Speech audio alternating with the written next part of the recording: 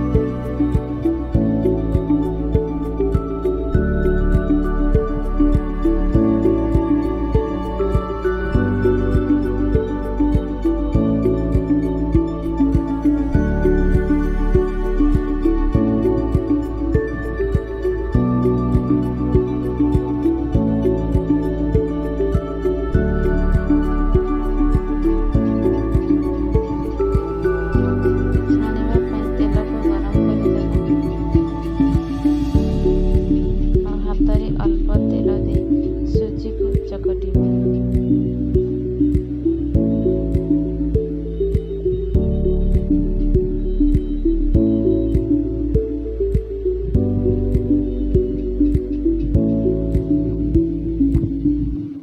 ସେଥିରେ କରା ହେଇଥିବା आलू को देवा।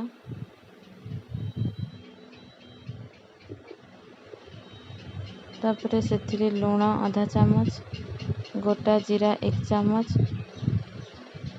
और हलदी गुंड दे भल भाव मिसई देवा।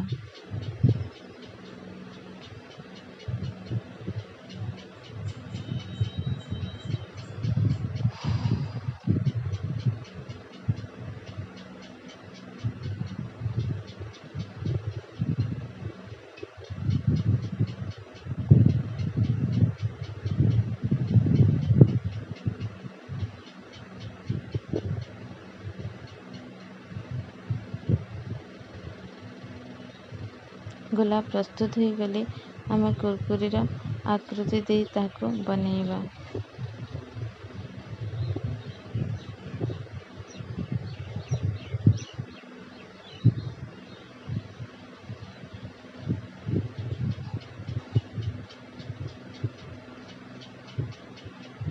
तेल गरम हो गले गैस को स्लो करी आम गोटी गोटी करी कुरकुरी को सही तेल रे छाड़िबा।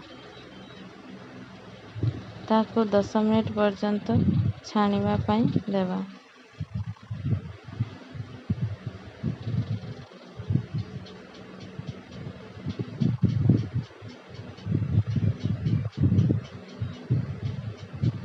ताहा अल्प लाल रंगर हो गले ताको आमे गोटे पात्र रे काढ़ी नेबा।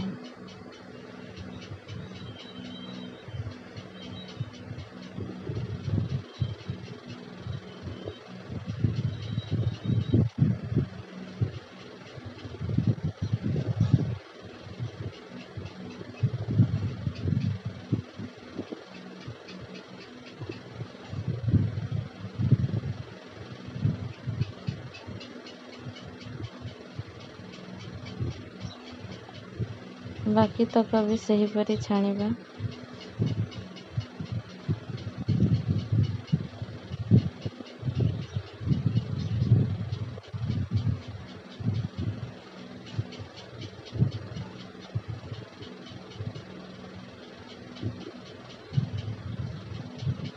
ପ୍ରସ୍ତୁତ ହୋଇଗଲା ଆମର ସୁଜି ଆଲୁ